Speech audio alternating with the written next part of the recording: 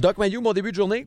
Oui, Steve, bon matin. C'est une histoire qui frappe l'imaginaire ce matin. Ça se passe à Charlebourg, donc dans le coin de Québec.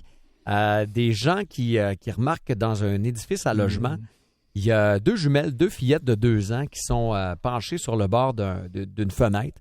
Il y a un moustiquaire, oui, mais on se dit, ils sont dans une position drôlement dangereuse. On a peur au pire, on tente d'interpeller les parents, pas de réponse. On appelle au 911 pour se rendre compte que les deux fillettes sont embarrées dans la chambre et qu'il n'y a personne pour les surveiller. Jumelles de 2 ans. Ouais, alors, Steve, premier commentaire. Oui. Ce ne sont pas des fillettes, ce sont des bébés. Ah oui, tout à fait. Alors, vous avez raison. À 2 ans, ce sont des bébés. Oh oui, tout à fait. Vous avez raison. Merci de la précision. Bébés, oui. Oh oui, tout à fait.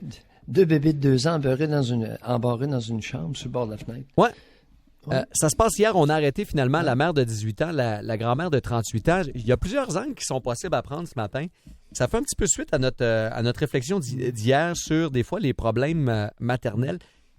Doc, je me suis posé la question, puis c'est peut-être une erreur de perception. Avez-vous l'impression qu'on a perdu des références maternelles au Québec? Il me semble que ce genre d'affaires-là, on n'entendait pas ça il y a 10, 15, 20 ans. Ben oui, moi je l'entends régulièrement. Et encore, il y a 2 jours, j'entendais, en fin de semaine, j'entendais quelqu'un qui m'a consulté, qui avait été en bas âge attaché. Ça se passait sur une ferme et la mère devait aller aider au train, à traire les vaches le matin, donc elle attachait les enfants. Ah ouais. Ouais, elle attachait les enfants dans leur lit par la cheville. Alors, il n'y a rien de nouveau là. On en parle plus. On en parle plus, OK, c'est ça peut-être la différence. Non, il y en a tout autant. Alors, il y a toujours eu les principales problématiques maintenant reliées à ce genre de comportement-là. La déficience intellectuelle, on en parle très peu. Hier encore, je voyais une dame qui s'est fait enlever 7 enfants. Oui, ouais, elle s'est fait enlever 7 enfants depuis l'âge de 15 ans et 1 mois. C'est d'une tristesse parce qu'on se dit comment on a fait pour se rendre là. Il me semble qu'après 1, 2, on doit commencer à se rendre compte que ça ne marchera pas. Là. Attends un peu. Et cette femme-là m'a confirmé qu'elle avait demandé une ligature des trompes. Elle savait ce qu'était une ligature, elle l'a demandé et on la lui a refusé. Dans l'intérêt de qui ou quoi? Services sociaux, les travailleuses sociales. Alors, déficience intellectuelle, toxicomanie, maladie psychiatrique ou maladie psychotique non traitée et finalement la bonne vieille incompétence maternelle en dehors de toute pathologie existent, sont prévalentes et maintenant on en parle ouvertement et beaucoup plus. Bon, solution? Solution Mayou, programme de stérilisation volontaire. Oh ouais. Alors, toutes les femmes qui ont soit un problème de déficience, de toxicomanie, de maladie psychiatrique non traitée ou de manque d'intérêt maternel, absence d'instinct maternel, vous pourriez, selon le programme Mayou, recevoir 5 000 $ en retour d'une ligature des trompes volontaire. Et ce ne sont pas. Puis là, il faut faire une. À chaque fois que je vous entends dire ça, je veux juste rappeler à ces gens-là, ce ne sont pas nécessairement de mauvaises personnes, c'est des personnes qui n'ont pas la compétence ou qui ne devraient pas avoir des enfants, tout simplement. Ah oui. Pourquoi ne pas leur faciliter les choses? Et comme société, économiquement parlant, je suis persuadé qu'on économise avec cette idée-là. Moi. Habituellement, Mayou est très près de ses scènes. Alors, lorsqu'il fait une recommandation pour la collectivité, évidemment, il va sauver des petites fortunes. Ouais, j'ai toujours eu à cœur l'efficience, c'est-à-dire la productivité par rapport au coût. Et c'est une mesure qui s'avérerait extrêmement efficace pour notre collectivité. Sur le cas des 2 filles, là, des deux bébés là, qui ont été... Et j'incite les travailleuses sociales à écouter ce matin. Là. Je vous répète, la dame que j'ai vue hier s'est fait enlever 7 enfants depuis l'âge de 15 ans et 1 mois. Elle a demandé, il y a plusieurs années, une ligature des trompes et les travailleuses sociales ont refusé. Pourriez-vous réfléchir un peu, s'il vous plaît?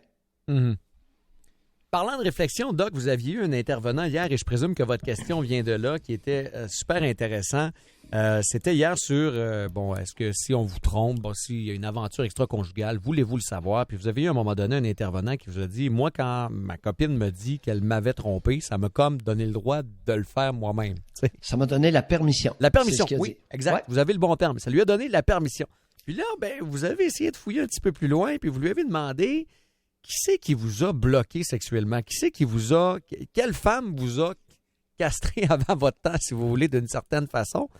Il était comme pas capable d'aller mettre le doigt. En tout cas, il n'avait pas l'intention de le faire en ondes. Visiblement, il n'avait pas intérêt dans sa tête à lui à le dévoiler en ondes, s'il avait la réponse en tête. Là. Ben oui, probablement que sa mère était à l'écoute. Ça se peut. C'est pas impossible. Effectivement. Alors, votre question aujourd'hui, êtes-vous coincé sexuellement et à quoi l'attribuez-vous? Oui. Dans votre pratique de ce que vous voyez, Doc, là, souvent, on devrait regarder où devrait-on pointer pour des blocages sexuels? Exactement. À quelle place qu'on pointe? Si on est bloqué sexuellement, c'est à cause du laitier? Ah oui, c'est sûr. Boulanger? Ben là, le gars d'hier, lui, il pointait toutes les femmes de sa vie. Là. C'était ma tante, grand-maman, maman, ma sœur. Ouais. Il y avait la cible large. Oui. Maintenant, il y a une question d'importance. C'est possiblement, principalement, une personne avec la complicité de plusieurs autres autour, ce qui caractériserait d'ailleurs notre matriarcat québécois. Je ne dis pas que toutes les familles sont matriarcales. Mm-hmm. La vaste majorité des familles au Québec fonctionnent sur le principe du matriarcat, c'est-à-dire la femme est supérieure, l'homme obéit, ainsi que les enfants. Pour le blocage sexuel, Doc, là, généralement, on regarde sur le sexe opposé. Est-ce que c'est une bonne prémisse, par exemple? Je ne sais pas, pour les hommes, est-ce qu'on regarde davantage la mère, les filles, le père, ou ça peut être autrement? Ça peut être croisé. Souvent, c'est de connivence. Souvent, il y a beaucoup de parents au chapitre des interdits sexuels qui vont se faire complices pour des raisons différentes. OK. Alors, les interdits parentaux résultent souvent d'une connivence ou d'une complicité plus ou moins tacite. En français, pour monsieur, madame, tout le monde, là, quand on parle d'interdits sexuels, vous voulez dire quoi? Je ne sais pas trop. On va voir ça dans l'émission. OK. Je vous vends pas la mèche, je pense. 9h30 ce matin. Merci beaucoup, Doc, d'avoir été là.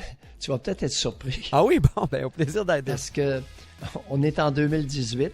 Ouais. Et il se pourrait qu'il y ait davantage d'interdits sexuels en 2018 qu'en 1968. OK, les gens sont comme plus... on franchit la clôture plus aisément. Si c'est le cas, pourquoi? Ah, bonne question aussi. Écoutez, évidemment, à 9h30 ce matin. Merci beaucoup, Doc. Bye.